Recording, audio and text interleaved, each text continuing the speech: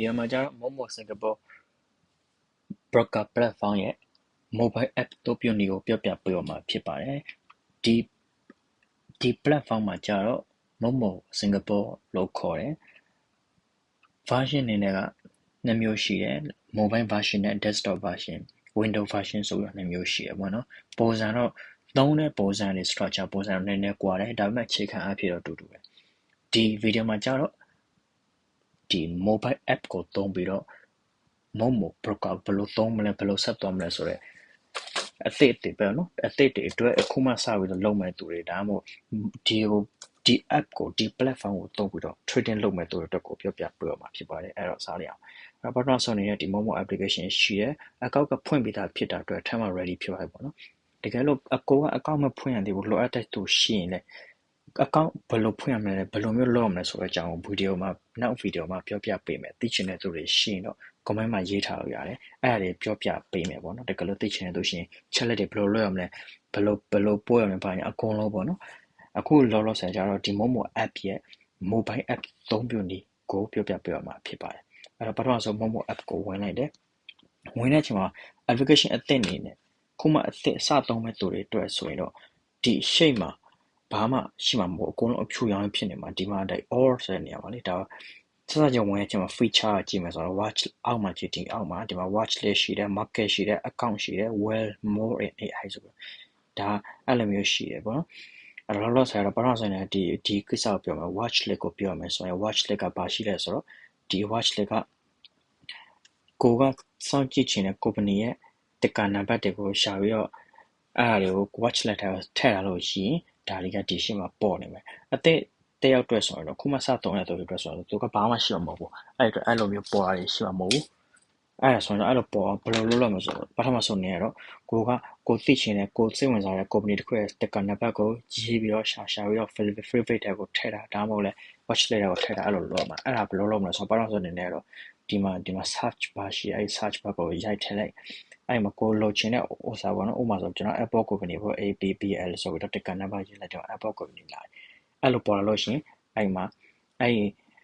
ဒီမှာဆိုဒီနောက်အသေးပိုတွေတွေ့မလားဒါကတော့အဲ့အသေးပိုတွေထည့်လိုက်လို့ရှိရင်ဒါ watch list ကိုရောက်အောင် watch list တက်ကို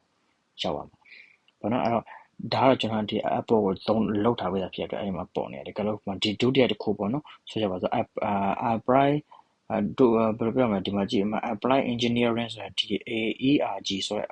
ဥစ္စာကိုကကြည့်ချင်အဲ့ company ရဲ့တက်ကောင်အများနဲ့စောင့်ကြည့်ချင်တယ်ပေါ့နော် company ရဲ့ stock share လှုပ်ရှားမှုတွေကြည့်ချင်တယ်ဆိုရင်တော့ဒီမှာအပေါင်းလေးတစ်ခဏနေလိုက်အဲ့မှာဒါမှာ watch list ကိုဘယ်လိုထည့်မလဲဆိုလာပေါ့အဲ့ချိန်မှာကိုကတော့ပုံမှန်ပဲ watch off symbol ဆိုထည့်နေလေဒီမှာအခုတော့ internet ပိတ်ထားတာမဟုတ်လို့ဒီ frame ဖြစ်တယ်ပေါ့နော်ဒါပေမဲ့ဒီမှာ down နေလဲလို့ရှိရင်တော့ဒါ watch list ကိုရောက်ပါပြီအဲ့လိုပုံစံနဲ့တွားတယ်တကယ်လို့ကိုကနောက်တစ်စက်ကနေအဲ့ watch list ထက်ကနေပြီးတော့မှဒီမှာ Apple ထဲဝင်လိုက်တယ်ဒီမှာဒါကတော့ internet ပိတ်ထားတာမဟုတ်လို့ဟိုဟာရ internet ပိတ်ထားမလို့ဒါမှ chart တွေမပေါ်ဘူးတကယ် internet ဖွင့်လာတော့ဒီလိုမျိုးလာပေါ်မှာတိလားအဲ့တော့လို့ဆိုတော့ internet ကိုပိတ်ပြီးတော့တောင်းနေပါတော့တကယ် note တက်လို့ရှိရင် video အနောက်ရှက်ဖြစ်မှာဆို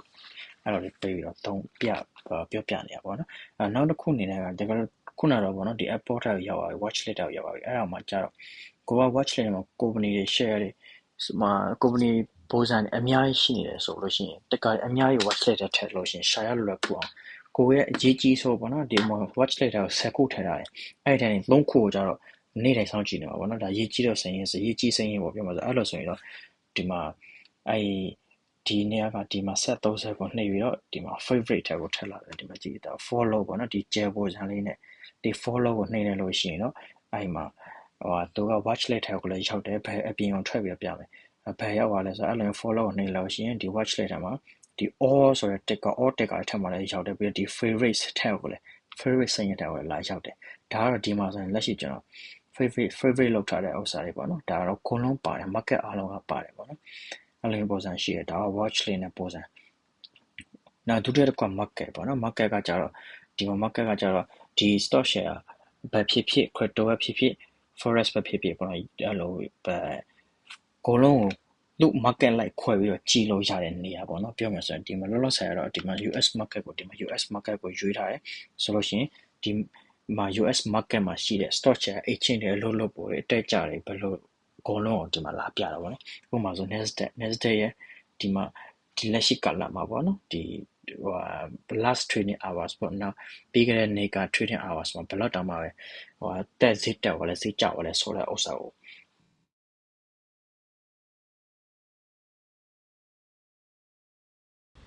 ပြပေးတယ်ပြောချင်တာကဒီ market ရဲ့ဒီ function ထဲမှာဆိုရင်ဒါတွေအားလုံးပါတယ်အဲ့လိုမျိုးတွေပါတယ်ပြီးတော့ဒီမှာကြီးကိုက market like ခွဲပြီးတော့စင်ကာပူဆိုရင်စင်ကာပူမှာရှိတဲ့ဒီဈေးကွက်ရဲ့ပုံစံချက်လက်တွေကိုလာပြီးတော့ဒီထက်မှာအကုန်လုံးကြည့်လို့ရတယ်အဲ့လိုပဲဒီမှာ crypto ဆိုလဲ crypto လိုက် Hong Kong ဆိုလဲ Hong Kong လိုက်အကုန်လုံးရှိဒီမှာပေါ့ဒါ CN ဆိုတာ China ကိုပြောတာပေါ့နော်ဆိုတော့ဒါ ETF ဆို equity trade fund ပေါ့နော်ဒါအဲ့တော့ဒီမှာ fund တို့ option တို့အကုန်လုံးဒါတော့သူ့နယ်ပယ်လိုက်ကြည့်လို့ရတယ်အဲ့ဒါတခုကျွန်တော်တို့ US market မှာ investment လုပ်တယ် stock share investment လုပ်တယ် trading လုပ်တယ် option တွေကို investment လုပ်တယ် trading လုပ်တယ်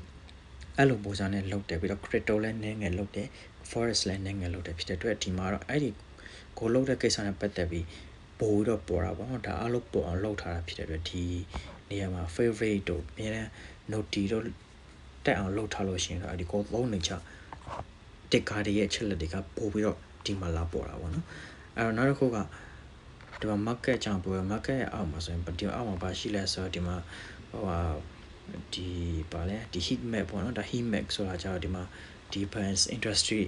like ပေါ့ defense industry ကတော့ဘယ်လောက်အတက်အပဲရှိလဲဘယ် industry ကဘယ်လောက်ချပဲရှိလဲဆိုတော့အဲ့လိုမျိုးကြီးလို့ရတယ်ပေါ့နော်အဲ့ industry ထက်မှာဟိုမှာ banking ဆို banking နဲ့ပဲပေါ့နော်ဒီမှာဆို gas နဲ့ oil နဲ့ gas တွေအဲ့နဲ့ပဲလိုက်သူတို့ရဲ့အဲ့ market မှာဈေးတက်ကြပေါ့နော် market တက်လာကျလာဆိုတာကိုပြောပြပေးတယ်ပေါ့နော် heat map မှာဆိုရင်ဒီဥပမာ banking ကိုကြည့်မယ်ဆိုရင်ဒီမှာ banking ထက်မှာဒါဒီမှာဆိုဘဏ်လုပ်ငန်းနဲ့ပတ်သက်တဲ့ OCD အကုန်လုံးဒီမှာလာပေါ်တယ်ပေါ့ဒီမှာဒါကတော့စင်ကာပူကဘဏ်ရောဒါ OCDC တို့ UOB တို့ဆိုတာအဲ့ဒါစင်ကာပူကဘဏ်တွေအဲ့လိုမျိုးလာပေါ်တာရှိတယ်ဒါကတော့ HIMAX ဆိုတာကိုလိုက်ပြီးတော့ကြည့်ပေါ့နော်ဒါဒီမှာ HIMAX ကိုbanking ကိုကြည့်တာကျွန်တော်ဝင်ကြည့်လိုက်တဲ့အတိုင်းပဲဒီမှာစင်ကာပူကဥစ္စာလာပေါ်နေတယ်ဘာကြောင့်လဲဆိုတော့ဒီမှာအပေါ်က SG market ထဲကိုရောက်နေတယ်တကယ်လို့ကျွန်တော်ပုံမှန်အဖြစ်စိတ်ဝင်စားတယ်လူများစုစိတ်ဝင်စားတာကတော့ကျတော့ US market ဆိုတော့ US market မှာဆိုရင်တော့အဲ့လိုပဲ US market ဒီမှာ Helix ကိုချိန်လိုက်တော့ဒီမှာ US market မှာဆိုတော့တကယ်ထိတ်တန်းမှာဆိုရင်ဟို semiconductor company အဲ့ဒီ industry ပေါ့အဲ့ဒီလုပ်ငန်းထိတ်တန်းမှာရှိတာပေါ့ဒီမှာ banking ကအဲ့လိုတိမရှိဘူးbanking မှာဆိုတော့ဒီမှာဒီဘန်ဘောဆို share တော့ Canadian Imperial Rare Bank of Canada အပေါင်းဒါစစ်ဘဏ်လုပ်ငန်းပေါ့နော်ဒီသူတို့ market မှာဒီ US market မှာဘဏ်လုပ်ငန်းရဲ့လှုပ်ရှားမှုတွေအကုန်လုံးကိုဒီမှာလာပြပေးတာ HIMAX ဆိုတာအဲ့လိုမျိုးသူ့နယ်ပယ်လိုက် industry လိုက်ကြည့်လို့ရပါဘောနော် software ဆိုလဲ software like အဲ့လိုမျိုးကြည့်ရနောက်တစ်ခုကဒီမှာ dividend ပေါ့ dividend ဆိုတာတော့ဒီမှာသူကာလတစ်ခုမှာပေါ့နော်သူတို့အမြတ်ဝေဆိုခွဲဝေပေးတဲ့ကာလ dividend ဆိုတာအမြတ်ဝေဆိုခွဲဝေပေးတာဟုတ်အဲ့တော့အဲ့ဒီကာလမှာမြတ်ဝေဆိုခွဲဝေပေးတဲ့ပမာဏများဆိုပေါ့ high dividend company တွေအဲ့ဒီ list တွေကိုကြည့်လို့ရတယ်ဒါပေမဲ့ဒီအပေါ်မှာ US ကိုရွေးထားတာဖြစ်တဲ့ဒါဒီအားလုံးဒီ US market ကလာတဲ့ဥစ္စာတွေ New York Stock Exchange Nasdaq အဲ့လို market ကနေပြီးမှထွက်လာတဲ့ result တွေဖြစ်တယ်ဒီဥစ္စာမှာဆိုတော့ top gainer ဆိုရင်ဒါပေါ့နော်ဒါအများဆုံးရရှိထားတဲ့ company စရင်းပေါ့အမှ9ဆုံးပေါ့9ခုပေါ့အများဆုံးရရှိထားတဲ့ company 9ခုရဲ့စရင်းဆိုလဲအဲ့လိုမျိုးကြည့်လို့ရတယ်ဒါ US market နဲ့အဲ့လိုမျိုးပုံစံနဲ့ investment ပုံစံတွေမျိုးစုံကြည့်လို့ရတယ်ဒီအောင်မှာအကုန်လုံးရှိတယ်ဒါ earning base တို့ဒီမှာပြီးတော့နောက်တစ်ခုဒီမှာကျတော့ဒီမှာ earning base ပါဝင်ဒီမှာဒီစရင်းထက်မှာပါတဲ့ဥစ္စာတွေကကြတော့ဒီမှာဒီ vote.com Oricaro Costo ဒီ micro technology ဒီမှာအသေးပေါ်လေးတွေ့မှာဒီမှာအသေးပေါ်လေးတွေအဲ့ဒီဥစ္စာကဘာလဲဆိုတော့ကျွန်တော် watch letter ကို set ထည့်ထားတာမလို့အသေးပေါ်လေးတွေရှိတယ်နောက်တစ်ခုအဲ့ဒီအသေးပေါ်လေးဘေးမှာတက်ပေါ်လေးဘေးမှာကျဲပေါ်စံလေးရှိမှာအဲ့ဒါလည်းပဲဥမာဆိုကြပါစို့ Oracle ပေါ့ဒီမှာ Oracle ဆိုရင်ခုနကကျွန်တော်ဒီအပေါ်ကဒီမှာကြည့်ဒီနေကအသေးပေါ်နှိပ်ပြီးတော့ watch letter ကိုထည့်ထားတယ်နောက်တစ်ခုကဒီအဆက်30ပေါ့နော်ဒီအဆက်30ကိုနှိပ်ပြီးတော့ follow လုပ်ထားတယ်ကျဲပေါ်စံလေးအဲ့လိုလုပ်ထားတာဖြစ်တဲ့အတွက်ဘယ်နေရာရဲ့အဲ့ Oracle ဆိုတာနဲ့ကိုလုပ်ထားတဲ့ပါအဲ့လိုပေါ်တယ်တဲပေါ်လေးရဲ့ဒါ watch letter ဆက်ထားတယ်ပြီးတော့ favorite follow လုပ်ထားတယ်ဆိုတော့ဥစ္စာပေါ်နေတာနောက်တစ်ခု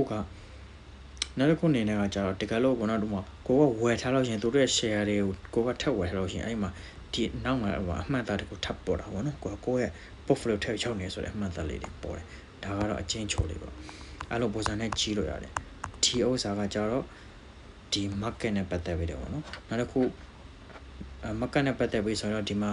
crypto နဲ့ကိုက crypto ကိုလုံးမဲ့သူဒီ platform ကိုတိုးပြပြီးတော့ crypto ကိုလုံးမဲ့သူဆိုရင်လည်းဒါ crypto ကနေပြီးတော့သွားလို့ရတယ်ဗောနော်ကျွန်တော်တို့တစ်ခါတည်းကြာရင်လည်း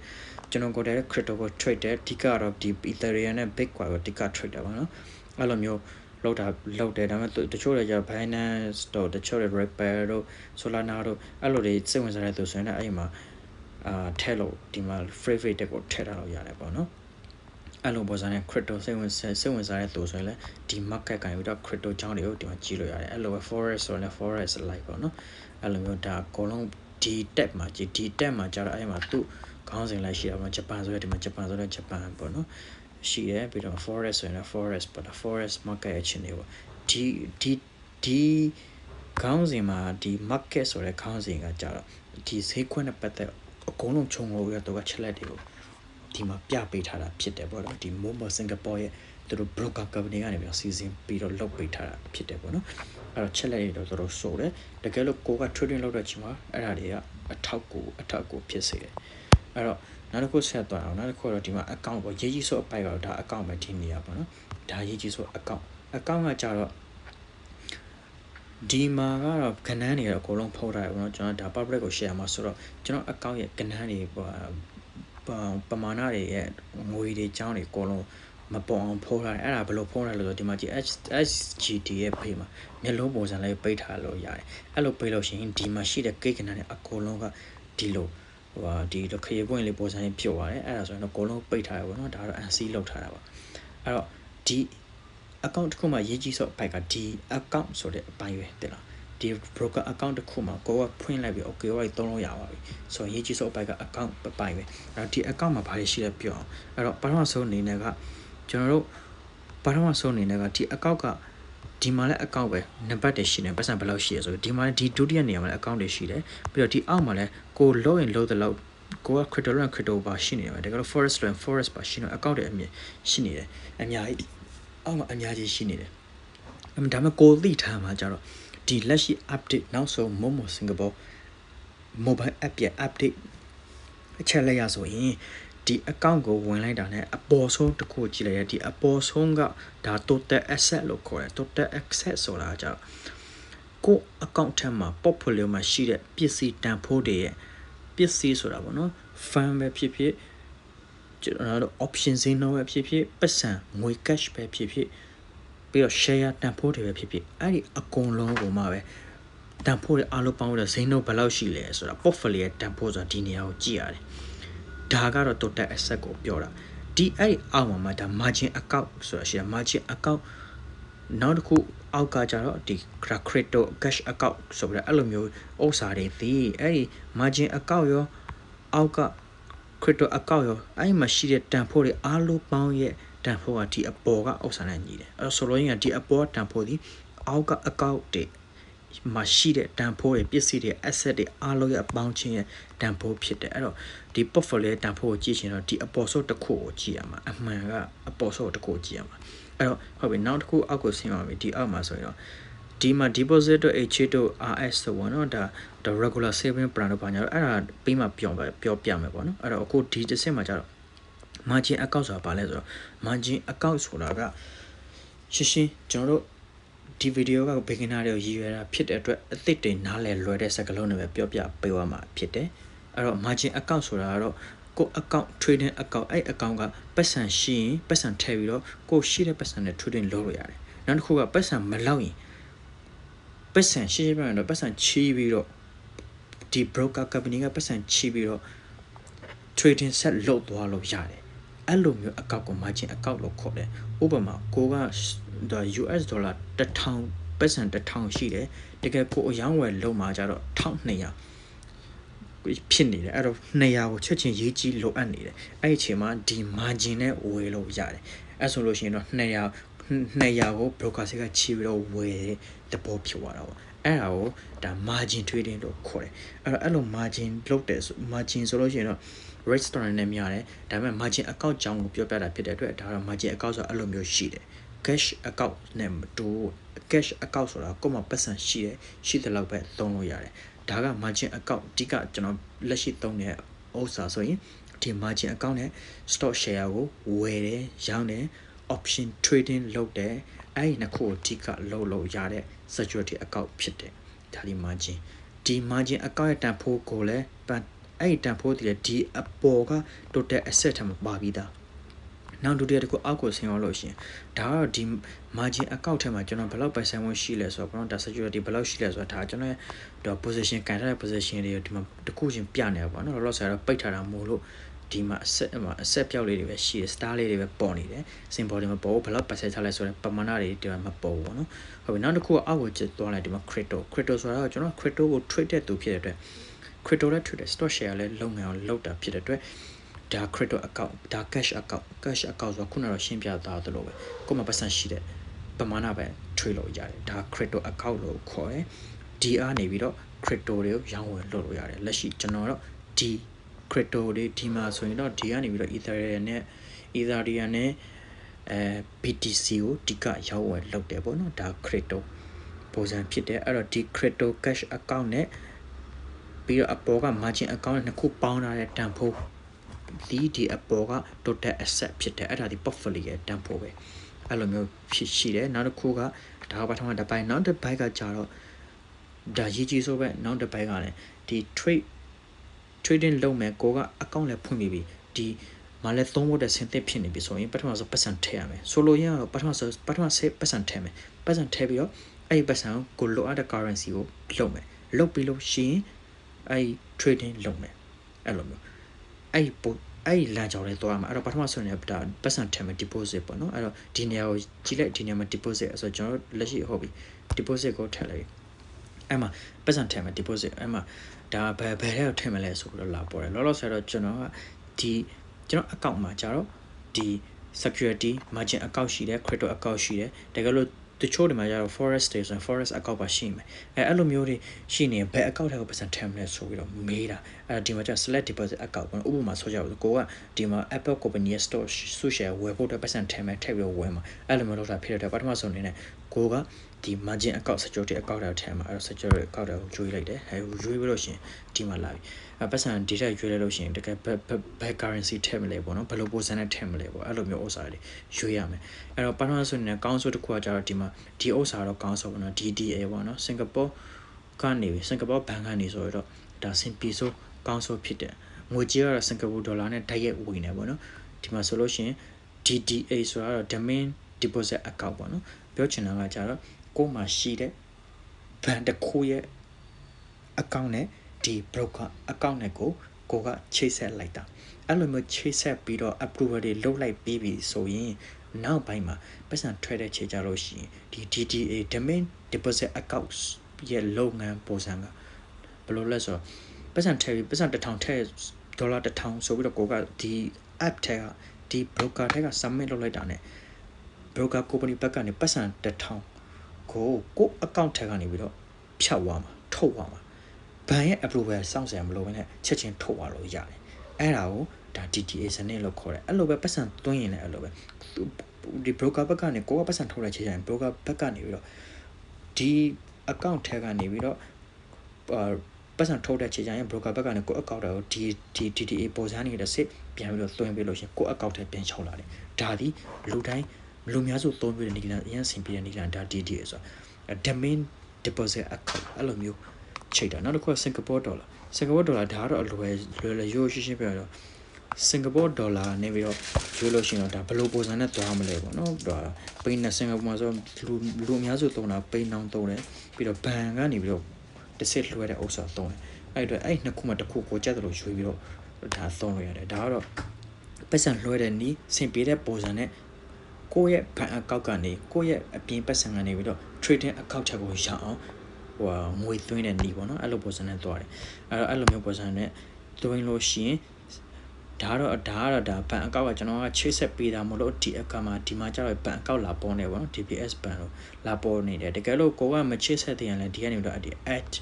ban account ဆိုပြီးတော့ဒီကနေပြီးတော့ဆက်ပြီးတော့ချိတ်ဆက်သွားလို့ရတယ်ပထမဆိုချိတ်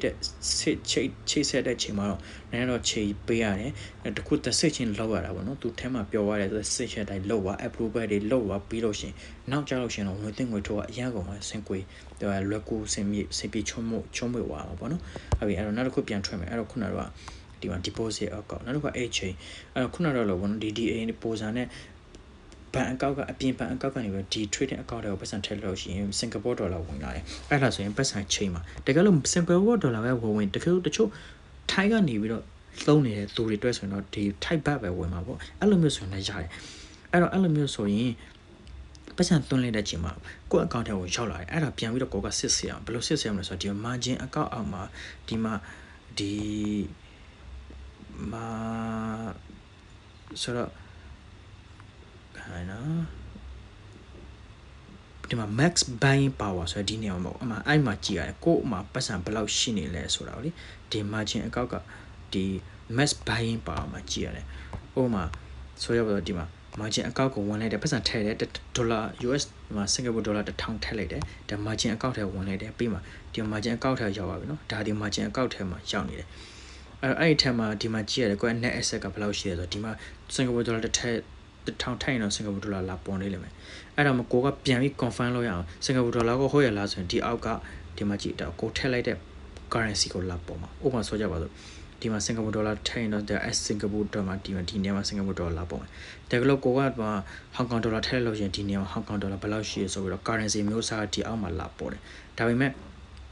သူက total cash ဆိုပြီးတော့ဒီနေရာမှာ total cash ဆိုတဲ့နေရာမှာကျတော့ဒီမှာကိုယ်မှာရှိတဲ့ပတ်စံပမာဏစုစုပေါင်းတန်ဖိုးပဲပေါ်နေမှာဘယ် currency လဲတော့သိချင်တော့ဒီအောက်ကဥစ္စာပဲကြည့်ရမှာအဲ့ဒါတခုအဲ့တော့ဒါ margin account ထဲဝင်ထားနော် margin account ထဲမှာ$900 1000ထည့်လိုက်လို့ရှိရင် total asset နေဒီမှာ1000လာပေါ်နေလိမ့်မယ်ပြီးတော့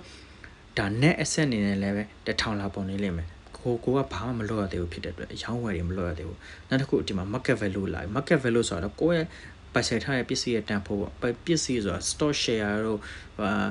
ကျွန်တော်တို့ဗာလဲ share တို့ရော option တို့ရောပြီးတော့အကုန်လုံးပေါ့ကိုက trading လုပ်ထားတယ်ဝယ်ထားတယ်trade ကိုဖွင့်ထားတယ်ဖြစ်မပိတ်သေးတယ်မြမရောင်း selling မလုပ်သေးတယ်မြဘယ်ဥစ္စာမဆိုကိုလိုတန်ဖိုးစုစုပေါင်းရဲ့တန်ဖိုးဒီမှာ market value မှာလာပေါ်တယ်နောက်တစ်ခုဒီမှာဒုတိယအောက်က fund on holding ဆိုတာကြတော့ဒါကတော့ဒီ broker ကနေပြီးတော့သိမ်းထားတဲ့ပတ်စံပေါ့ဥပမာဆိုကြပါစို့ကိုကပတ်စံ1000ထည့်လိုက်တယ် trading 800ဘို့ဒေါ်လာ800ဘို့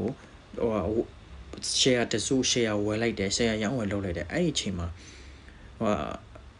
ဒီ commission fees တို့ပြီးတော့ broker fees တို့ပြီးတော့tax တို့ government tax တို့အဲ့လိုမျိုးတွေခတ်ချင်းကိုအလုံးသူကဖြတ်မှာဖြတ်တဲ့ချီကြမှာချက်ချင်းတော့စရင်ရှင်းလင်းမလုပ်ရသေးတဲ့အတွက် settlement မလုပ်ရသေးလို့ရှင်ဒီ fund on holding ဆိုတဲ့နေရာမှာလာပေါ်တယ်ဆိုတော့သူကဘာလဲဆိုတော့ပတ်စံဒေါ်လာ10လာပေါ်တော့အဲ့ဒါသူအဲ့ဒီ10ကိုသူကကုမ္ပဏီကထိန်းတာပေါ့နော်အဲ့လိုမျိုးဒါ settlement မလုပ်ခင်အဲ့လိုမျိုးလာပေါ်တယ်နောက်တစ်ခုကကြတော့ဒါ position pay list ဆိုတော့ကိုက share တခုဝယ်ထားတယ်ပြီးတော့အဲ့ share ဘယ်လောက်အမြတ်နေပဲဘယ်လောက် show နေလို့ဆိုတော့ဒီနေရာမှာပေါ်တယ်တကယ်လို့အမြတ်နေတော့စိတ်အောင်နေလာပေါ်တာပေါ့ show နေတော့အနီအောင်နဲ့ minus ပြပြီးတော့လာပေါ်တယ်ပေါ့နော်ကိုဒါ total pay list ဆိုတော့ဒီနေ့ဘယ်လောက်ဝင်ငွေရလဲဒီနေ့ဘယ်လောက် show ရလဲဆိုတဲ့ဥစ္စာတခုနောက်တစ်ခုကကြတော့ဒါ max withdrawable ဆိုတော့ဒီနေရာတခုကဒီ withdrawable နဲ့ total cash နဲ့ကဘာကွာလဲဆိုတော့ total cash ဆိုတာကဒီဒါ margin account ဒီ margin account ထဲမှာရှိတဲ့ပတ်စံအားလုံးစုစုပေါင်းကိုပြောတာဒါဒီ total cash ဥပမာဒေါ်လာ1000ရှိတယ် total cash က1000ရှိမှတကယ်ပတ်စံထိုးရကြည့်ရင်1000ထိုးလို့ရချင်မှရမှာဘာကြောင့်လဲဆိုတော့ settlement မလုပ်ရသေးလို့ဥပမာဒီနေ့ share ကိုရောင်းလိုက်တယ်မနေ့ပြန်ပတ်စံထိုးရင်တော့ရချင်မှမရမှာဘာလို့ဆိုတော့ cash ကတော့1000ရှိရင်ဒါပေမဲ့1000ရှိနေတယ်ဒါပေမဲ့အဲ့ဒီ1000ကိုထိုးလို့ရမှာမဟုတ်ဘူးဘာကြောင့်လဲဆိုတော့ settlement မလုပ်ရသေးဘူးအခွန်ခတွေဖြတ်ရမသေးဘူးကိုလိုရှင်းလင်းမှုမလုပ်ရသေးတဲ့အတွက်အဲ့ဒါတရက်နဲ့trading hours ပေါ့နော်ဒါမှမဟုတ်2ရက်လောက် working day 2 working day လောက်တော့ကြာတယ်ပြောချင်တာကတောက်ကြနေတာရောင်းလဲလို့ရှိရင်ဒေါ်လာ1000ကဒီမှာရှိနေမှာဆိုကြပါစို့ဒါပေမဲ့စနေတနေ့ကနေကအလိုလုပ်တဲ့အရက်တွေမဟုတ်ဘူးတနေ့လာအင်္ဂါလောက်မှပတ်စံကစရင်ရှင်းလင်းပြီးလို့ရှိရင်အဲ့ဒီချိန်ကျမှဒီ mass withdrawal ဆိုရရောက်တာပတ်စံထိုးလို့ရတာဒီ ဒီစစ်ကိုရောက်မှပတ်စံထုတ်လို့ရတယ်အဲ့ဒါဒီနေရာတစ်ခုနောက်တစ်ခါကျတော့ max buying power ဆိုတော့ကိုယ်မှရှိတဲ့ပတ်စံနဲ့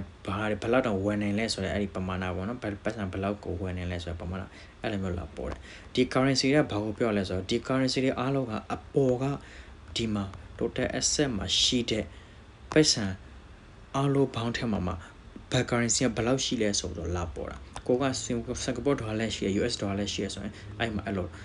သူ့ပမာဏလျောက်လာပေါ်တယ်အဲ့ဒါတခုဒါတော့ position ဆိုတော့ကိုကြိုက်ထားတယ်ပေါ့နော်ကိုက store ကို Apple ရဲ့ store တွေဝယ်ထားဆို Apple company ရဲ့ store share လာပေါ်နေမယ် Tesla ဆိုရင် Tesla ရဲ့ outside လာပေါ်နေမယ်အဲ့လိုပေါ်စားနေရှိတယ်ဒါဒီ position ကိုမှာဘယ်လောက်ကြိုက်ထားလဲဆိုတော့လက်ရှိတော့ကျွန်တော်ဖွင့်ထားတဲ့ position တွေအများကြီးပဲအဲ့မှာကိုဖွင့်ထားတဲ့တဲမှာမပိတ်ရတဲ့ position ထားတဲ့အကုန်လုံးလာပေါ်နေတယ်ပေါ့နော်ဒါကတော့ NC လောက်ထားတာမို့လို့ဒီမှာကိကနေနေတော့မမြင်ရဘူးပိတ်ထားတယ်ပေါ့နော်အဲ့လိုမျိုးပေါ်စားရှိတယ်ဒါဒီ margin အကောက်ရဲ့ပေါ်စားအဲ့တော့ margin အကောင့်မှာဒါ asset ဒီခေါင်းစဉ်မှာကြည့်ဒါ asset ဒါ order ဆိုတော့ဒီနေ့ကိုကဘယ်လောက်ရောင်းဝယ်လုပ်မလဲဆိုတော့ order ပေါ့နော် order ဆိုတော့ဥမာဆိုတော့ကိုကဒီဒါ Amazon company ရဲ့ suit share 10ခုကိုဝယ်မယ်ဘယ်လောက်ဈေးရရင်ဝယ်မယ်ဆိုပြီး order တင်လိုက်လို့ရှိရင်အဲ့ဒီ order ကိုတင်ပြီးတော့ကိုခေါ်ထားတဲ့ဈေးမရောက်မချင်းကဒီထဲမှာလာပေါ်နေလိမ့်မယ်အဲ့ဒါ history ဒါ history ကကြတော့ဒါကိကနန်ဒါကျွန်တော်လောက်ထားတဲ့ option တွေဘာညာအရောင်းဝယ်လောက်ထားတဲ့ဒီမှာပေါ်နေရတာ history တော့ကိုတခုလောက်ပဲဒီမှာကြည့်ပေါ့ transfer ဆိုတာပတ်စံဘယ်လိုမျိုးလွှဲပြောင်းဘာညာလောက်တဲ့နေရာပေါ့နော်နောက်တစ်ခုဒါကတော့ demo ဆိုတာဒီ platform မှာရှိတဲ့သူတွေဝန်ဆောင်မှုအကောလုံးဒီမှာလာပြထားတယ်ပေါ့နော်အဲ့ဒီဥစ္စာကျွန်တော်နောက်ကျရင်ပြောပြပေးမယ်ဒီထက်မှာရှိတဲ့ဥစ္စာတွေကြတော့အခုလောဆယ်ကကြတော့ဒီ margin အကောင့်မှာပတ်စံသွင်းတဲ့ကိစ္စပေါ့နော်နောက်တစ်ခုက exchange ငွေလဲတဲ့ကိစ္စဒါငွေလဲတဲ့ကိုကခုနကတော့စင်ကာပူဒေါ်လာ1000ထည့်လိုက်တယ်ပြီးတော့အဲ့1000ကိုပြန်တော့ကိုက US market မှာ trading လုပ်မှာဖြစ်တဲ့အတွက် US ဒေါ်လာလိုအပ်တယ်အဲ့အကြောင်းဒီအဲ့လိုဆိုရင်ငွေလဲရမယ်အဲ့မှာ HA ကိုနှိမ့်လိုက် HA ကနေပြီးတော့ဒီမှာဒီကိုမှရှိတဲ့စင်ကာပူဒေါ်လာဘယ်လောက်ရှိလဲရှိရင်ရှိတဲ့လောက်ဒီမှာလာပေါ်တယ်ဥပမာဆိုရပါတော့ဒေါ်လာ1000ကိုလဲချင်တဲ့စင်ကာပူဒေါ်လာ1000ကိုရဲလိုက်ပြီးတော့ရှင်ဒီမှာ1000ဆိုရင် US ဒေါ်လာဘယ်လောက်ရမလဲဒီမှာဒီလိုလာပေါ်တယ်944ပေါ့နော်အဲ့လောက်ရမယ်ဆိုပြီးလာပေါ်တယ်ဒီမှာ Indian insufficient the cash balance ဆိုတော့ကျွန်တော်လက်ရှိမှာကျစင်ကာပူဒေါ်လာလိုလောက်မရှိဘူးဒီထဲမှာအဲ့အတွက်စင်ကာပူဒေါ်လာမလိုလောက်ဘူးဆိုပြီးလာပေါ်တယ်တကယ်လို့ဒ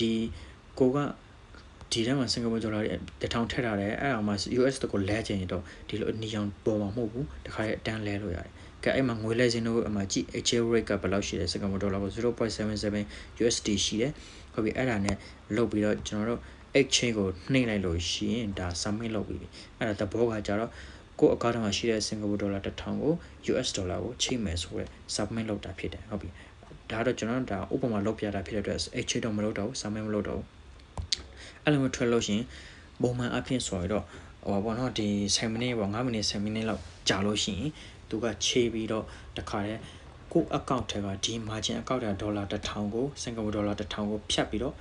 US ဒေါ်လာ900ကျော်ပြန်ပြီးတော့ပြန်သွင်းပေးတယ်ပေါ့နော်အဲ့လိုမျိုးအဲ့တော့သူအဲ့လိုမျိုးလုပ်ပေးတာပြီးသွားလားမပြီးသွားဘူးလားဘယ်ချေလုပ်ကြလဲဆိုတော့တန်သိကြည့်ချင်စစ်ချင်လို့ရှင်ဒီ margin အကောင့်ထဲကိုဝင်လိုက်ပြီးတော့ဒီမှာ currency မှာကြည့်တဲ့ဒီမှာ currency နာမှာခုနကတော့စင်ကာပူဒေါ်လာ1000ရှိနေမယ်ဆိုရင်တကယ်လို့1000ကမရှိမှမဟုတ်တော့0ဖြစ်အောင်ပြီးတော့အောက်မှာ US ဒေါ်လာ990လေအဲ့လောက်ကလာပြီးတော့ပေါ်နေလိမ့်မယ်ဒါပေမဲ့အပေါ်ကပမာဏကတော့ total asset ကတော့ပြောင်းမှာမဟုတ်ဘူးဒီဘာလို့လဲဆိုတော့ဒီပတ်စံကိုပဲဒီမှာ change လောက်တာဖြစ်တဲ့အတွက် total asset ကတော့မပြောင်းတိုင်း currency အနေနဲ့ကတော့ဘယ်လောက်ဆိုတော့ပြောင်းသွားလိမ့်မယ်ဘာလို့ဆိုတော့ကိုကစင်ကာပူဒေါ်လာနဲ့သုံးပြီးတော့စင်ကာပူ market မှာ trading လုပ်မယ်ဆိုရင်တော့စင်ကာပူဒေါ်လာကိုသုံးရမှာတကယ်လို့ US market မှာဆိုရင် US ဒေါ်လာကိုသုံးရမှာအဲ့လိုမျိုးနဲ့ကိုသုံးမဲ့ကို trading လုပ်မဲ့ investment လုပ်မဲ့ market ပေါ်မူတည်ပြီးတော့ currency ကိုလိုက်ပြီးတော့သုံးရမှာဒါဒီကဒီ changing ဆိုတာ HA ပေါ့နော်နောက်တစ်ခုကကျတော့ RSP ဆို regular saving plan တကယ်ဒီဥစ္စာတော့ဒီ beginner တွေအတွက်မလိုအပ်သေးဘူးထားလိုက်ပေါ့ကြော်သွားလိမ့်မယ် regular saving plan ဆိုတာတော့ဒီပတ်စံတွေရှိတဲ့ကိုမှရှိတဲ့အပေါ်ပတ်စံတွေတက်ထည့်ပြီးတော့အတိုးပြန်ရတဲ့ပုံစံပေါ့နော်ဒါကတော့ regular saving plan ပြီးဒီ all ဆိုတာတော့ဒီ all ဆိုတာကကြတော့ဒီ platform မှာဒီ broker ကနေပြီးတော့သူတို့ပေးတဲ့ဝန်ဆောင်မှုတွေလုပ်ပေးတဲ့ဝန်ဆောင်မှုတွေပေါ့နော်အဲ့ဒါအကုန်လုံးဒီမှာရှိတယ်ဒါ short ကနေပြီးတော့ဒါတော့ deposit exchange ပါညာလောက်ရတယ်နောက်တစ်ခါ trader တွေ order တင်တာတွေဒီမှာရမယ်နောက်တစ်ခုရေးကြီးဆုံးပိုင်းကတော့ဒီဥစ္စာပြီးတော့ fund ပိုင်းပေါ့နော်ပတ်စံနဲ့ပတ်သက်ပြီးတော့ fund တွေလုပ်မဲ့ဥစ္စာကြတော့ဒီမှာ deposit ခုနကပြောပါပြီဒါ withdrawal မှာပြောရတယ် HA ဟုတ်ပြီ HA အဲ့ပတ်စံလဲတဲ့ကိစ္စဟုတ်ပြီအဲ့တော့နောက်တစ်ခုကကျတော့ဟုတ်ပြီကိုကပတ်စံထည့်ပြီးဒါမှမဟုတ်ဟုတ်ပြီကိုကခုနကပတ်စံထည့်တဲ့ဥစ္စာပြန်ထုတ်ချင်တယ်အဲ့တော့ဘယ်လိုလုပ်ရမလဲဆိုတော့အပြင်ထွက်နေအပြင်ကနေပြန်ပြောပါမယ်ပြန်ဒီမှာဒါ account ကိုဝင်နေတယ်နော် account ကနေပြီးပတ်စံထုတ်ချင်တယ်ပထမဆုံးအနေနဲ့ကိုကြည့်ရမှာပတ်စံထုတ်မယ်ဘယ်ကနေဘယ်လိုထုတ်မလဲဆိုတော့ခုနကလို margin account ကနေပြီးတော့ကိုက margin account ထဲမှာရှိတဲ့ပတ်စံ1000ဆိုရင်1000ကိုထုတ်မှာဥပမာဆိုကြတော့ခုနကပတ်စံလဲထားတယ်စင်ကာပူဒေါ်လာ1000ကနေ US ဒေါ်လာကိုလဲထားတယ်အဲ့တော့ကိုထုတ်မှာကြတော့ကိုထုတ်မဲ့ currency ကစင်ကာပူ currency ဆိုရင်တော့ခုနကတော့ exchange နဲ့ပြန်ချိပေါ့ exchange နဲ့ပြီးတော့ဒီမှာပြောင်းပြီးတော့ဒီမှာ US ဒေါ်လာကနေပြီးတော့စင်ကာပူဒေါ်လာပြန်ချိပြီးတော့ပြန်အဲ့လိုမျိုးအရင်ချိပြီးမှပြန်ပြီးတော့စင်ကာပူဒေါ်လာရပြီဆိုရင်ပြန်ထုတ်လို့ရတယ်အဲ့လိုမျိုးချိလိုက်ပြီဆိုရင်စင်ကာပူဒေါ်လာရလာမယ်ရလာပြီးတော့ရှင်အဲ့မှာ margin မှာပြန်ကြည့်မယ်ဒီမှာစင်ကာပူဒေါ်လာဘယ်လောက်ရှိလဲဟုတ်ပြီအဲ့မှာကြည့်အမှာဟုတ်ပြီဥပမာဆိုကြပါစို့စင်ကာပူဒေါ်လာ1000ရှိတယ်ဒီမှာအဲ့ဆိုတော့သိချရတာထုတ်လို့ရပြီစင်ကာပူဒေါ်လာ1000နဲ့ရှိတယ်ပြီးတော့ match variable အမှာလဲဒီမှာ1000လောက်1000ပါဒီမှာပြနေလို့ရှိရင်တခါကျရင်ဒီမှာ match variable မှာကောင်90 100လို့ပဲရေးထားလို့ရှိရင်အဲ့ဒါဆိုရင်ထုတ်လို့မရသေးဘူးတရက်နဲ့တော့ထပ်ဆောင်ပြီးမှထုတ်လို့ရမယ်အဲ့တော့တကယ်လို့ဒီစင်ကာပူဒေါ်လာလည်းဒီမှာပေါ်နေတယ်ပြီးတော့ဒီ match variableဒီထုတ်လို့ရတဲ့ပမာဏကလည်းဒီနှစ်ခုကိုက်ညီနေပေါ့နော်ကိုကဒေါ်လာ1000ထုတ်ချင်တယ်ဒါမှလည်း1000ပေါ်နေပြီဆိုရင်ထုတ်လို့ရပါပြီကဲအဲ့ဆိုရင်ငွေထုတ်မယ်ဆိုရင်ဘယ်လိုထုတ်မလဲဆိုတော့ပထမဆုံးအနေနဲ့ဒီ all ကိုသွားလိုက်ဒီမှာ all ဆိုတဲ့နေရာမှာဒါ function ကိုအကုန်လုံးပါတဲ့နေရာဒီမှာ all ဆိုတဲ့ tab ကနေသွားပြီးတော့ဒီမှာ withdraw ဆိုတဲ့နေရာနဲ့လိုက်ဒီမှာ withdraw ကဲ withdraw လို့ဆိုရှင်ဒီမှာဘယ်လိုထုတ်မလဲဆိုတော့ကျွန်တော်တို့ DDA ပေါ့ခုနကလို demand deposit account နဲ့ချိတ်ထားတာဖြစ်တဲ့အတွက်ဒါချိတ်ထားပြီးတော့ဒီမှာခုနကချိတ်ထားတဲ့ bank account ထဲကိုစင်ကာပူဒေါ်လာဘယ်လောက်ကိုဆိုပြီးတော့အဲ့မှာကိုထည့်လိုက်ပေါ့နော်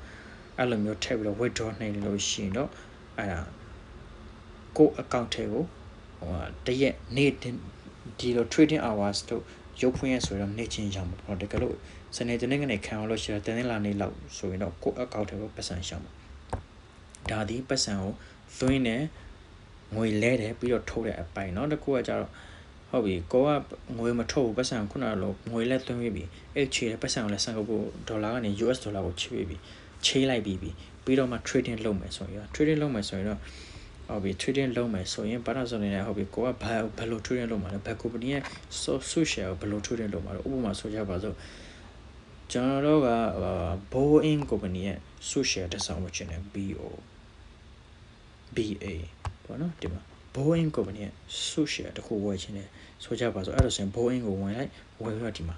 လာပေါ်တယ်လက်ရှိပေါက်စရာကြတော့ Boeing company ရဲ့ပေါက်စရာက216ရှိတယ်ဒါ US ဒေါ်လာ216ရှိတယ်အဲ့တော့ကိုကဟုတ်ပြီဒီဥစ္စာကိုဝယ်မယ်ပေါ့နော် su share တစုကိုလက်ရှိပေါက်စင်းနဲ့ဝယ်မယ်ဆိုရင်ပထမဆုံးနေဒီမှာ trade ကိုနှိပ်ဒီမှာ trade ကိုနှိပ်ပြီးတော့ဒီမှာရောင်းမှလာဝယ်မှလာပေါ့နော်ကိုကတော့ဝယ်မှအဲ့တော့ buy ကိုနှိပ်လိုက်နှိပ်လို့ရှိရင်အဲ့လိုလာပေါ်တယ်ဒီနေရာကအရင်ကရေးကြည့်တဲ့နေရာဒီနေရာတစ်ခုလွဲချုံမှုဖြစ်သွားလို့ရှိရင်ကိုမှာ effect တွေကျိုးဒီမှာထိခိုက်မှုအများကြီးရှိနေတယ်ပေါ့နော်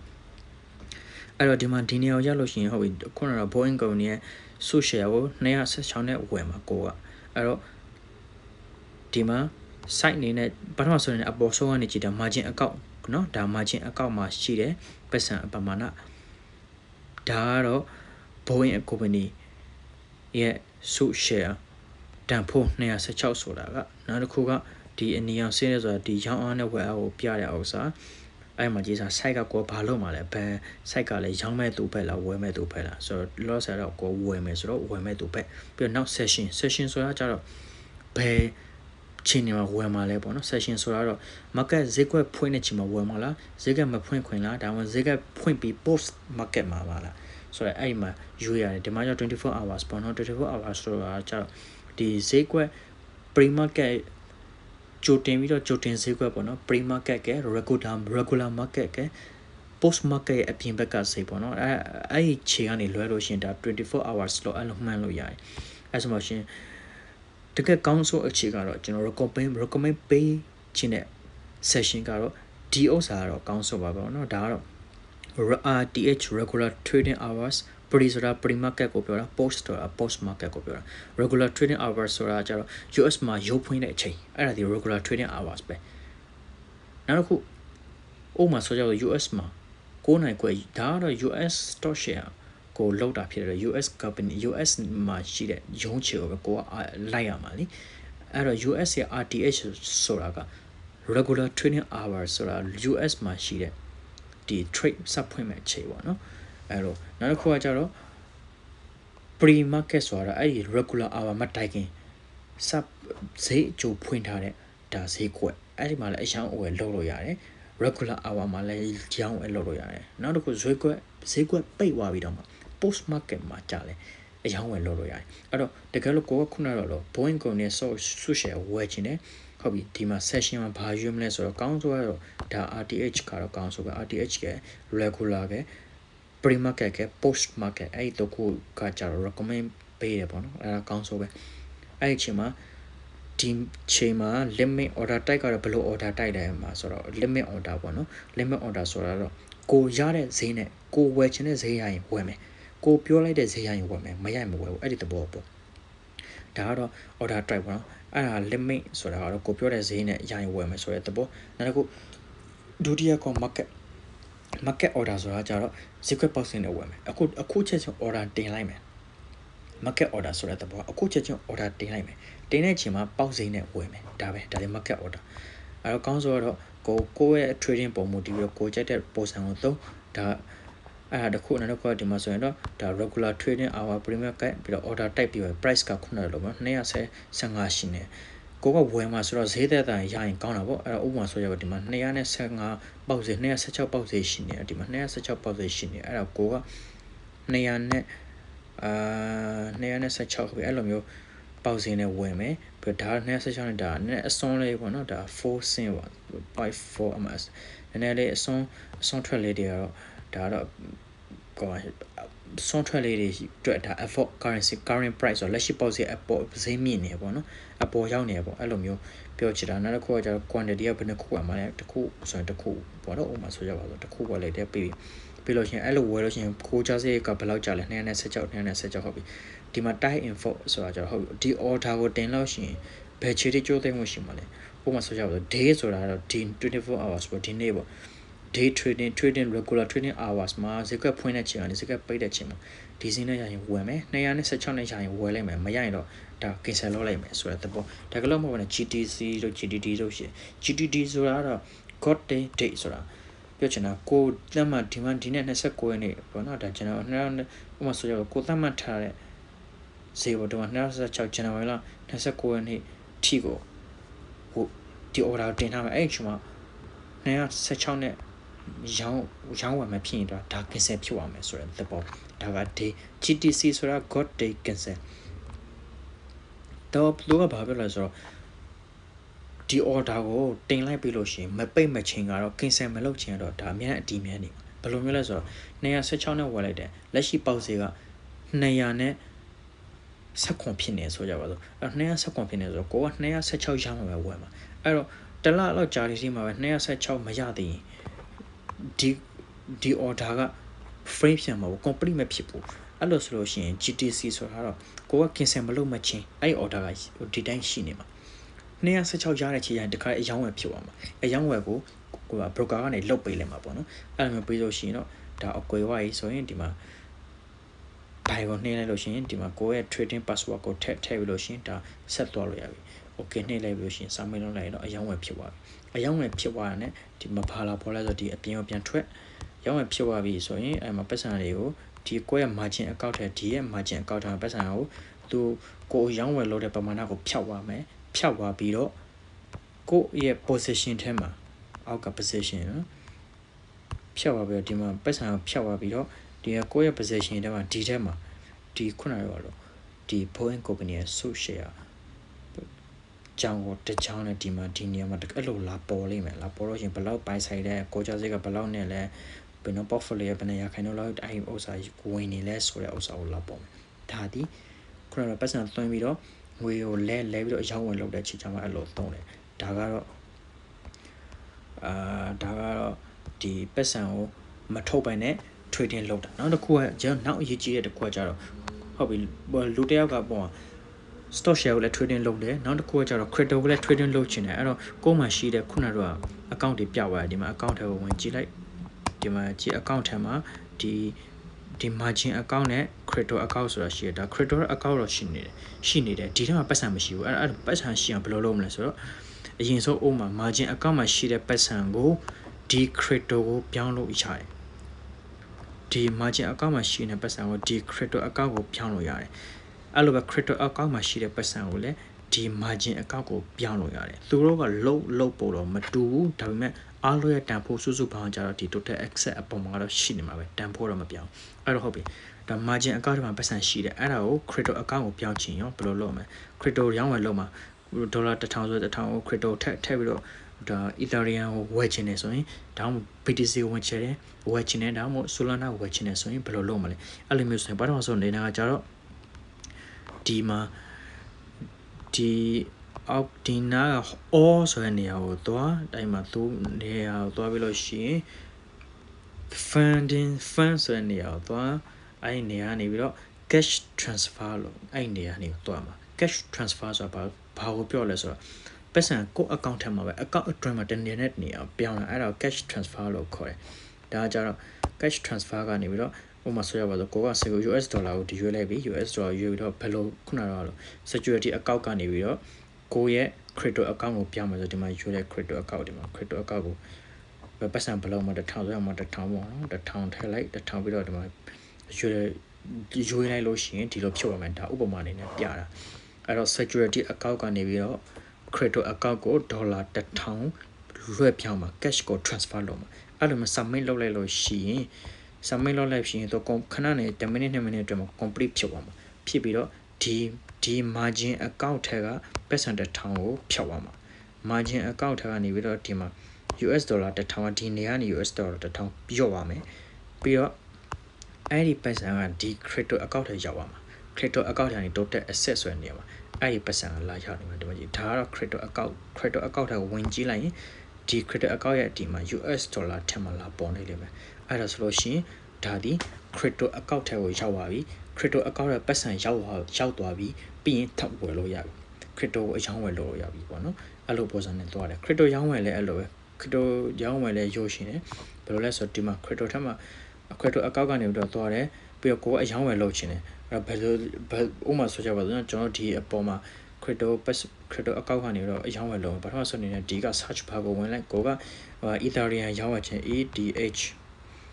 Ethereum ဒီမှာ Ethereum ကိုကအရောင်းဝယ်လုပ်မှာတဲ့ Ethereum ရောက်ပါပြီပြီးလို့ရှိရင်အဲ့ဒါကို trade ကိုနှိပ်နော် trade ကဒီမှာနော် trade ကဒီမှာ trade ကိုနှိပ်ပြီးလို့ရှိရင်ဒီမှာကြည့် Ethereum ဘယ်လိုဝယ်မှာလဲ USD နဲ့ဝယ်မှာလား Singapore dollar ဝယ်မှာလားပေါ့နော်ကိုက USD ကိုဂိုင်ထားဆို USD ကိုဝယ်လိုက်ဒီမှာ Ethereum ရောက်ပါပြီဒီမှာ orders ဒီ order page မှာကျတော့ခုနကတော့ stock share အရောင်းဝယ်နေတူတူပဲ stock share ကိုရောင်းဝယ်လို့တူတူပဲဒီမှာ symbol ကိုကြည့် Ethereum USD နဲ့ Ethereum ရဲ့အဲ့ဒီဥစ္စာဝယ်မှာပြီးတော့ကိုကဝယ်မှာ limit order နဲ့ဒီမှာ price ကဈေးနှုန်းပါနော်လက်ရှိပေါက်ဈေး Ethereum ရဲ့ပေါက်ဈေးကဘယ်လောက်ရှိလဲဆိုတော့အဲ့ဒီပေါက်ဈေးကိုနှိပ်ပြီးတော့ amount Ethereum ဘယ်လောက်ဝယ်မှာလဲပေါ့နော်အနည်းဆုံးအနေနဲ့ 0.01 ဆိုဝယ်လို့ရတယ်0.01 ပမာဏပေါ့ဒါအနည်းဆုံးအနေနဲ့ပေါ့နော် minimum ဆိုရင်အဲ့လိုဝယ်လို့ရတယ်အဲ့လိုမျိုးဥစ္စာနဲ့ဝယ်ပြီးတော့ဒီနေရာမှာကျတော့ Ethereum ဘယ်လောက်ဝယ်ဘယ်နှခုဝယ်မလဲပေါ့နော်ဘယ်နှခုနောက်တစ်ခုကဒီနေရာမှာကျတော့ time info ဆိုခုနကတော့တူတူပဲ GTC ဆိုတော့ code day cancel ပေါ့နော် cancel မလုပ်မချင်းဟိုရောင်းဝယ်လုပ်လို့ရတယ်ဆိုပြီးတော့ပေါ်လာပြီးလို့ရှိရင်အဲ့မှာ buy ကိုနှိမ့်လိုက်လို့ရှိရင်အဲ့ဒီမှာ trading password ကိုထည့်ပြီးလို့ရှိရင်တော့ဒါအရောင်းဝယ်ပဲအစမင်းလုပ်နိုင်ရင်တော့အရောင်းဝယ်ဖြစ်သွားပြီဒါဒီ crypto အရောင်းဝယ်လုပ်တဲ့ပုံစံအဲ့လိုပုံစံနဲ့သွားလို့ရတယ်နောက်တစ်ခုဟုတ်ပြီဒါကတော့ပြရပြီ crypto လည်းပြရပြီဒီဥစ္စာတွေပြရဆိုတော့နောက်တက်တစ်ခုကိုသွားမယ်နောက်တက်တစ်ခုကကျတော့ဒီမှာအဲ့ဒီမထိုင်ခင်ဒီမှာ edit account ဆိုတာဒါဘာလဲဆိုတော့ edit account ဆိုတာဒီ account ကိုဒီတော့မပေါ်အောင်ဒီအောက်မှာမပေါ်အောင်ဖြောက်ထားလို့ရတယ်တဲ့လားဒီမှာဒီလိုမျိုးဒီမှာကြည့်ဒါ MC ဆိုတဲ့ဥစ္စာနှိပ်ပြီးတော့ဒီမှာ crypto account က MC နှိပ်လိုက်လို့ရှိရင်ဒီမှာ down ကိုနှိပ်လိုက်ပြီးရင်ဒီမှာကြည့် crypto account မရှိတော့ဘူးဒါဒီကိုယ့်ရဲ့ account ထဲမှာဒါ crypto account ကိုဖြောက်ထားတာပေါ့ဒါမမြင်အောင်ဖြောက်ထားတယ်ပေါ့နော်အဲ့လိုပဲဒီ margin account ကိုလည်းဒါဖြောက်လို့ရတယ် ဒီဥစ္စာက edit account ဆိုတာကြတော့အဲ့လိုမျိုးဥစ္စာတွေကိုစီမံလုပ်ရရတယ်ပေါ့နော်လောလောဆယ်တော့ crypto account ကိုဖျောက်ထားတယ်အဲ့ဒါမှပြန်ပြီးဖွင့်ချင်လို့ရှိရင်ဒီမှာကြည့်တာ NC ကိုအဲ့ဒါကိုပြန်ဖွင့်လိုက်တာဖွင့်ပါပြီဒီမှာ crypto account ကဒီမှာလာပေါ်နေပြီအဲ့လိုပုံစံနဲ့ဒါဒီကိုကြက်တယ်လို့စီမံလို့ရတယ်နောက်တစ်ခုကကြတော့ wealth ဒီ wealth ကကြတော့ဒါကကြတော့ beginner တွေအတွက်တော့တိတ်တော့အသုံးမဝင်ဘူးเนาะဘာကိုပြောရလဲဆိုတော့ဒါကတော့ပတ်စံတွေ investment fund ပေါ့เนาะဒီ money market fund တို့ဒီ global Singapore trust fund တို့အဲ့ဒီပတ်စံအဲ့ဒီ fund လုပ်ငန်းစုတွေထဲမှာထည့်ပြီးတော့ပတ်စံကိုကိုယ့်ပတ်စံတွေကိုထည့်ထားမယ်ရင်းနှီးမြှုပ်နှံထားမယ် saving လုပ်ထားမယ်ပြီးတော့ return အနေနဲ့ကတော့အမြတ်တွေကိုဒလတန်းနဲ့တန်ဒီဒလတန်ဒီအဲ့လိုမျိုးပြန်ရမယ်အတိုးအမြတ်တွေကိုပြန်ခံစားမယ်အဲ့ဒါ fund ဆိုတာအဲ့လိုမျိုးပုံစံနဲ့တော့ equity trade fund လို့မျိုးတယ်လားအဲ့လိုမျိုးS&P 500ဆိုတာလည်း fund တစ်မျိုးပါပဲအဲ့လိုမျိုးပုံစံနဲ့သွားလို့ရတယ်နောက်တစ်ခုကကြတော့ဒီဥစ္စာမှာဒါဒီ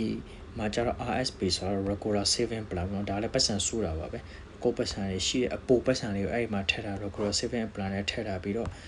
ဒီမှာ RSP ဆိုတော့ regular saving plan နဲ့ထည့်ထားပေါ့ထည့်ထားပြီးတော့အဲ့မှာအတိုးတွေရမှာပေါ့เนาะအဲ့လိုမျိုးတိုးတွေပုံမှန်ရတယ်အဲ့လိုမျိုးပုံစံနဲ့လည်းဒါ investment တနည်းပေါ့နော်ဒါပေမဲ့ beginner တွေအတွက်ဆိုရင်တော့ဒါ trading ဘက်တော့မဟုတ်ဘူးဒါကတော့ saving တို့ဒီအဲ့လိုမျိုးအပက်ပေါ့နော်အဲ့လိုပုံစံနဲ့သုံးလို့ရတယ်နောက်တစ်ခုကကြတော့ဒီ more ဆိုတဲ့ဥစ္စာကိုသွားအောင်အဲ့ဒီမှာကြတော့ဒါကတော့ဒီနေရာကျတော့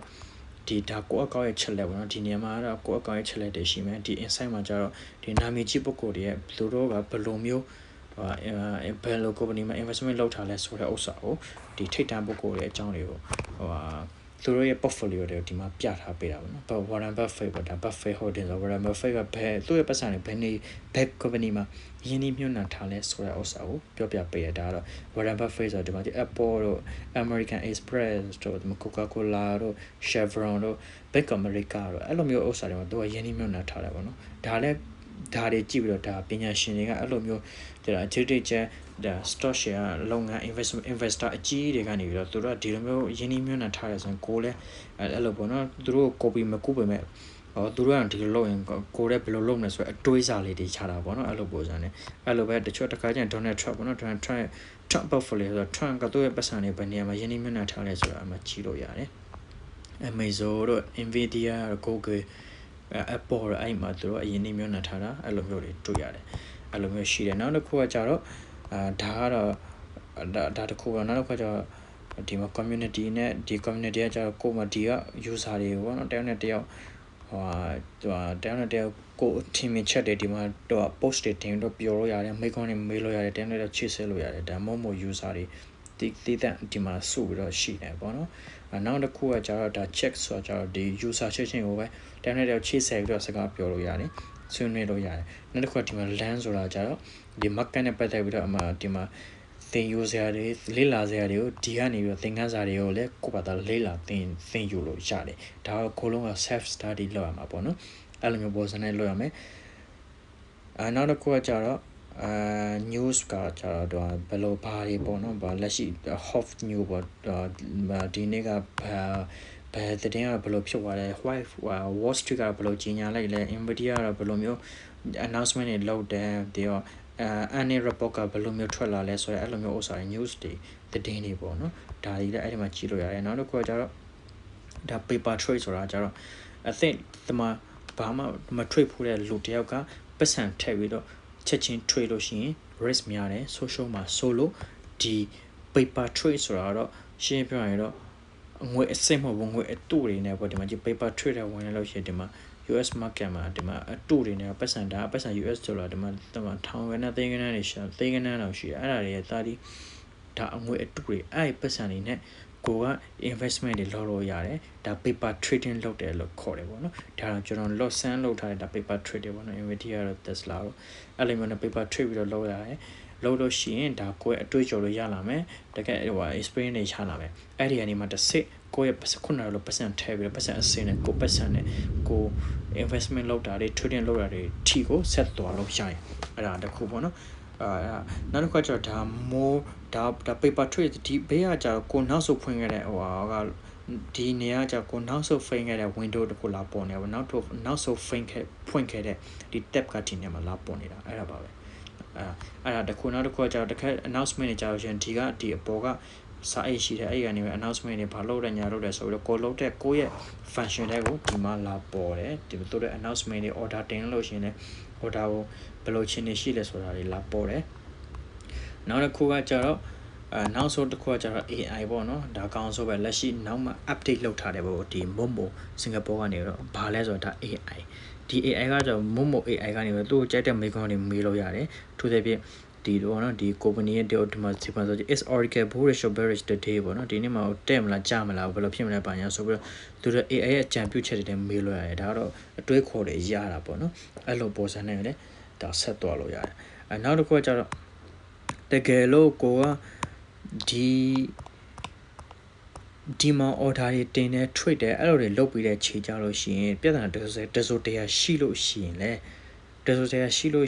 ဒီက agent နဲ့ပဲဆက်ပြီးတော့ဆက်သွယ်ပြီးမေးလို့ရတယ် agent ဆိုတာဒီရဲ့ customer service ပေါ့နော်အဲ့တော့ဘယ်လိုမျိုးဆိုတော့ဒီမှာ AI ကနေပြီးတော့တစ်စစ်AI ကနေတစ်စစ်မေးတကယ်လို့မေးပြီးတော့မှ AI ကဖြေကိုမကျင်းတဲ့သေးဘူးဆိုရင်ဘာလုပ်လို့ရနောက်ဆိုတဲ့စနစ်နဲ့ agent agent ဆိုပြီးတော့နှိပ်ပြီးတော့ဒါပို့ရလို့ရှိရင်ဒီ AI ကနေပြီးတော့ customer service ကိုတိုက်ရိုက်ချိတ်ဆက်ပေးပြီးတော့အဲ့ဒီကနေတစ်စစ်ဒီလူနဲ့ပေါ့နော် customer service မှာတောင်းဝန်ထမ်းဆောင်နေတဲ့ဒီ Momo company ရဲ့ဝန်ထမ်းနဲ့တိုက်ရိုက်ဆွေးနွေးပြောစကားတွေဆွေးနွေးပြောလို့ရတယ်မိန်းကောင်းတွေမေးလို့ရတယ်ကိုယ့်ရဲ့ပြဿနာတွေကိုအဲ့မှာဖြေရှင်းလို့ရတယ်အဲ့လိုပုံစံနဲ့ဒီ Momo app ကိုသုံးလို့ရမယ်ဒီလိုနီးနားနဲ့အခုလောက်ဆိုရင်တော့တော်တော်လေးကိုရှင်းလင်းသွားပြီ Momo account သုံးတဲ့ဒီဗီဒီယိုကိုကြည့်ရင်ပဲဒီ Momo account ကိုသုံးပြီးတော့ trading လုပ်လို့ရလွယ်တကူလုပ်နိုင်သွားပြီဖြစ်တယ်အဲ့အတွက်သိချင်တာလည်းရှင်းလဲနောက်ထပ်မိကွန်းတွေကိုအောက်မှာမေးထားလို့ရတယ်ပေါ့နော်ပြန်ဖြေပေးမယ်သိချင်တဲ့ဥစ္စာတွေကိုလောလောဆယ်ဒီဗီဒီယိုမှာကျတော့ Momo Singapore app ရဲ့ mobile app သုံးပြနည်းကိုပြောပြပေးသွားတာဖြစ်တယ်နောက်ဗီဒီယိုမှာကျတော့ဒီ Momo Singapore app ရဲ့ window app laptop ကနေကွန်ပျူတာကနေဘယ်လိုလုပ်ရမလဲဆိုတဲ့အသုံးပြုနည်းကိုနောက်ထပ်ဗီဒီယိုမှာထပ်မျှဝေပေးသွားမှာဖြစ်ပါတယ်ကျေးဇူးပေးတဲ့အတွက်ကျေးဇူးတင်ပါတယ်